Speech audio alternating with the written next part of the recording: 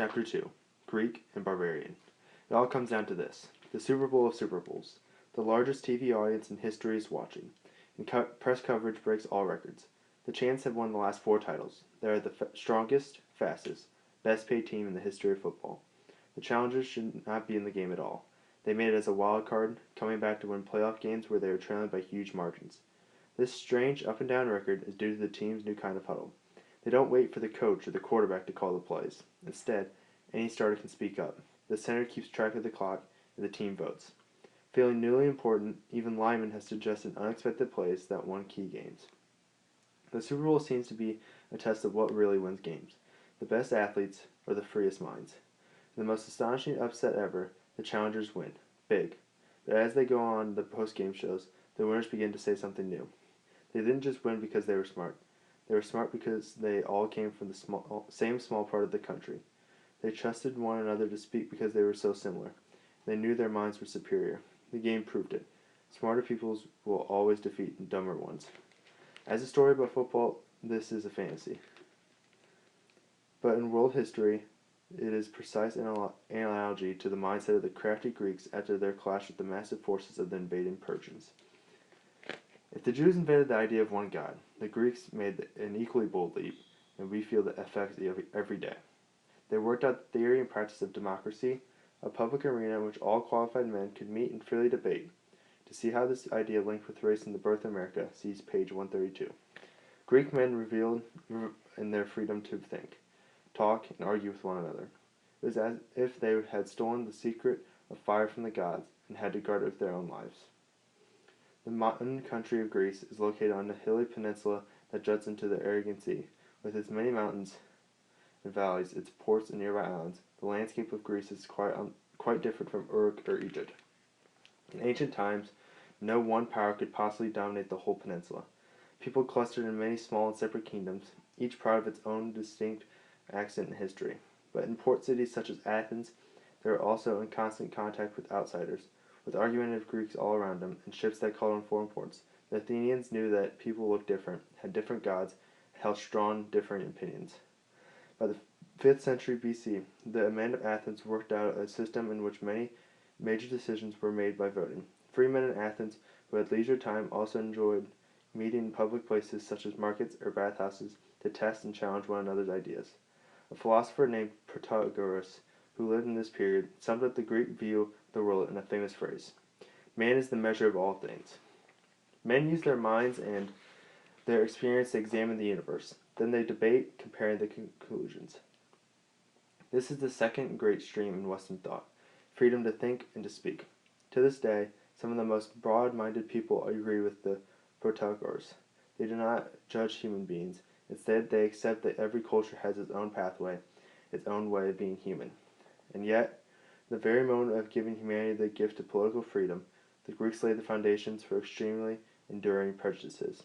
The Greeks divided the world into types of people whose characteristics could never be altered. Just as dogs walk on 4 feet and birds fly, they decided those who were slaves were meant to be slaves. The Greeks based this idea on what they saw as facts, proven in battle. In 480 BC, Xerxes, the great king of the Persian Empire, marshaled an immense army to conquer the Greeks. The Persians had long replaced the Egyptians as the strongest empire, what we now call the Middle East. Herodotus, a Greek historian, estimated that Xerxes assembled more than 1,700,000 soldiers. We now think it was closer to 220,000, but it was still a terrifying force.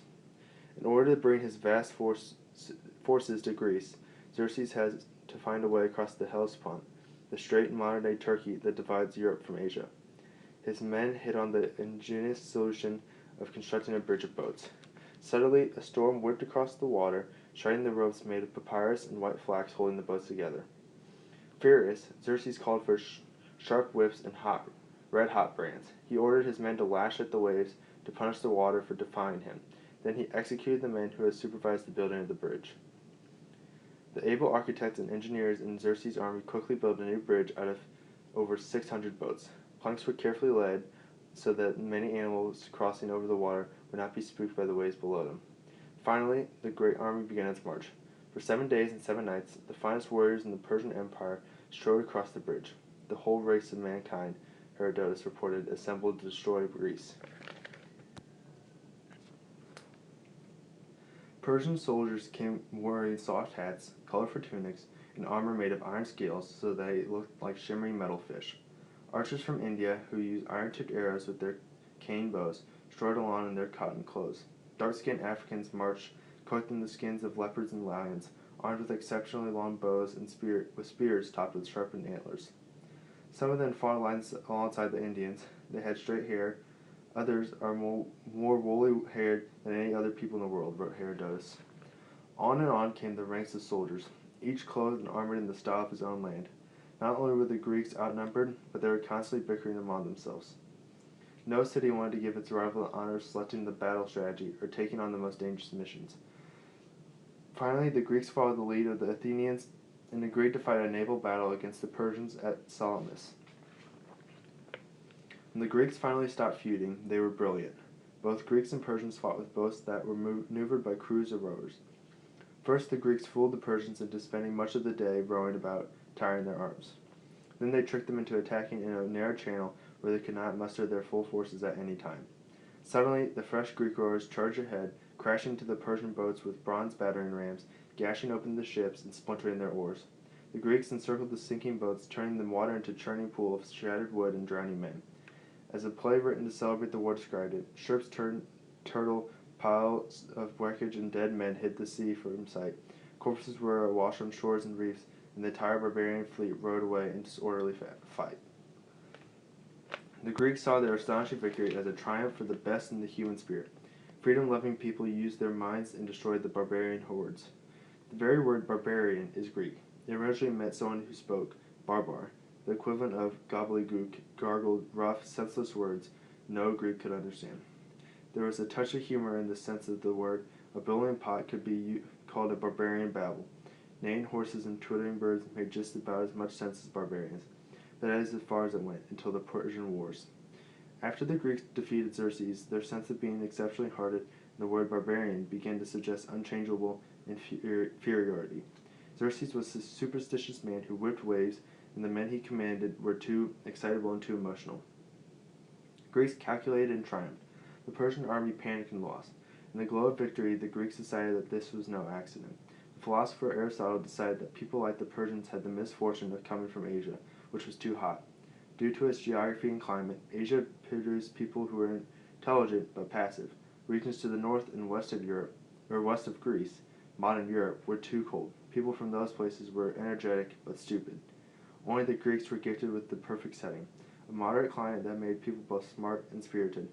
Oh, fortunate Greeks, to hail from the one place on earth that would produce the very best people.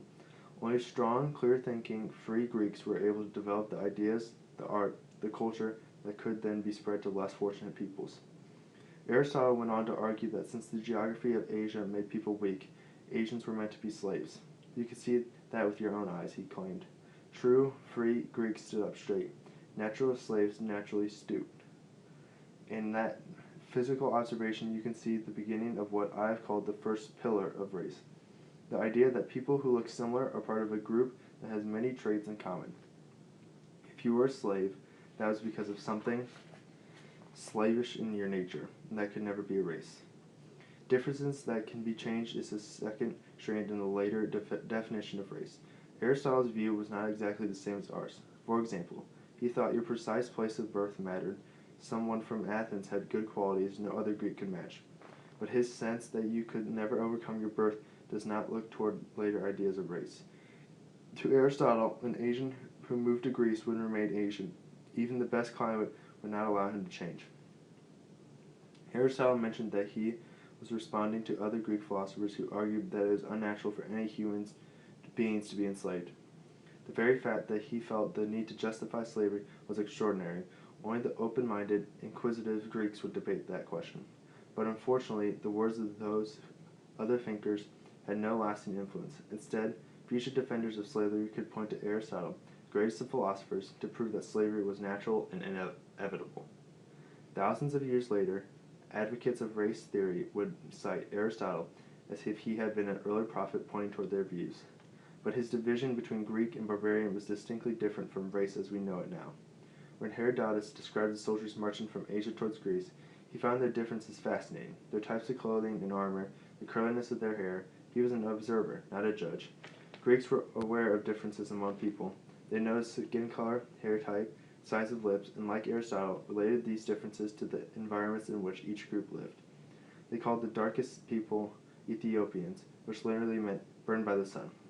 But the division of master and slave had nothing to do with skin color, or, for that matter, religion. A barbarian cannot convert into being Greek by praying to the gods of Olympus. A person who was condemned to be barbarian because he was born in the wrong place. He is fated to be a slave because he had been defeated and was powerless to free himself. In the Athens of Aristotle, winning was its own defense. A man who took what he wanted was seen as strong, even if that meant demanding sex from slave women or young boys. Slaves had absolutely no right to resist, and boys who could not evade older men were expected to yield. Slaves were weaker people. The very fact that they were slaves proved it. The navy that protected freedom-loving Athens was paid for by silver that had recently been discovered. The silver mines were manned by 20,000 slaves who labored under the most brutal conditions. The miners were slaves because they had been defeated in the battle or sold off. Being born in Greece meant nothing. They were conquered, so they were slaves. Aristotle's defense of slavery was the argument of a winner who assumes that a great victory proved his people were superior. Later, when the Greeks had long suffered their own defeats, his words were used as justification for completely different prejudices based around the idea of race. As this shift reveals, race is both the modern version of ancient divisions and entirely a product of our own time. Picturing Athens in the days of Aristotle is especially difficult because it stands on the other side of the Great Divide in the history of Western civilization. For the clash between Greeks, with their belief in reason and their tolerance for natural impulses, and the Jews, who were equally passionate in their devotion to God and His law, produced a new religion. Oh, hello. Hi. Picturing Athens in the days of Aristotle is especially difficult because it stands on the other side of the Great Divide in the history of Western civilization. For the clash between Greeks with their belief in reason and their tolerance for natural impulses, the Jews, who were equally passionate in their devotion to God and His laws, produced a new religion, Christianity. The way to race runs through Christianity, but first we need to see the particularly vicious prejudice that were produced when Greek reason met Jewish law.